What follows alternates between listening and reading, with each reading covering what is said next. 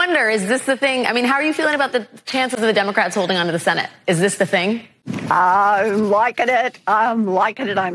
And I'll tell you. If you take a closer look at the White House fact sheet that was released, the White House cites a construction worker who makes $38,000 a year as a potential candidate for this student loan relief.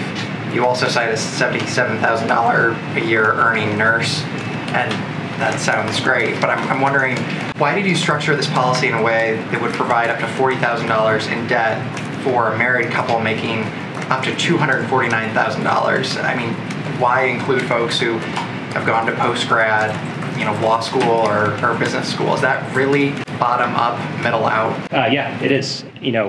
As we've made clear, nobody in the top 5% of incomes is going to get a single dollar under this proposal. Some of the top line estimates we've seen from outside groups in terms of cost, not to mention kind of the view of direct impact on inflation and how things made that out. But if you can't even give a top line figure for if the uptake was everyone, how are you modeling this out, and what gives you certainty that even a tenth of a basis point in a very high inflation environment wouldn't be problematic for people?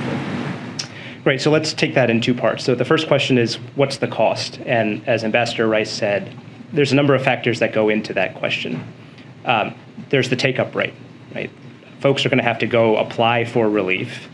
Our hope is that 100% of people who are eligible go apply for relief and get the relief that they're entitled to. I think realistically, we're not going to get to 100%, but the question is, how far short of 100% are we going to be? And that plays a big role in what the cost is going to be.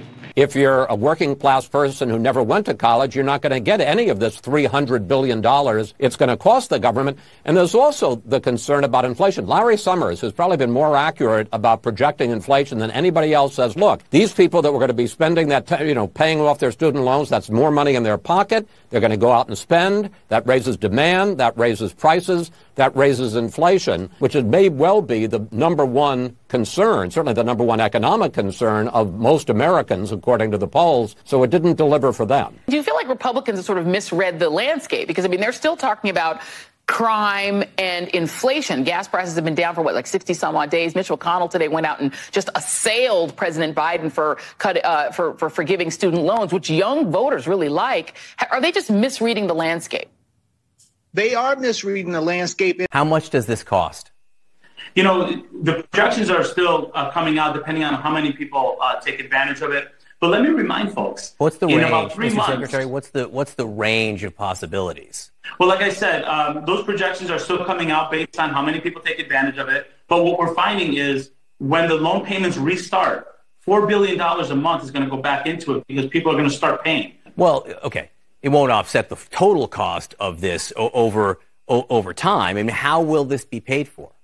Look, the president has been very clear about reducing the deficit. And there are projections, not just from our department, but Moody's, for example, are saying that whatever funds go to this loan forgiveness will be offset by the increase in what we're seeing in loan payment restart for those making over $125,000. So concerns about inflation should really be tampered because it does offset. A medical student is in his first year of residency and they make around $60,000 a year. Can that medical student get a $10,000 forgiveness or even 20, knowing that that person is going to make a fortune as time goes on because of the degree that person got? We recognize your question, but look, people are struggling right now with this pandemic, and the targeted relief is intended to make sure people are better off than before the pandemic and not worse off because of the pandemic. How did the administration come up with the $20,000 and $10,000 relief number? Was there some kind of calculation into what would be inflationary and what is actually going to make an impact? Yeah. Look, in terms of the Secretary's decision and the President's decision on this, there's a number of factors that go into it. The President's goal was to do something that he thought was fair, responsible, and consistent with his commitment to fiscal responsibility. And the conclusion was that following through on his campaign commitment, doing $10,000 for most borrowers, and then adding this additional $10,000 for Pell recipients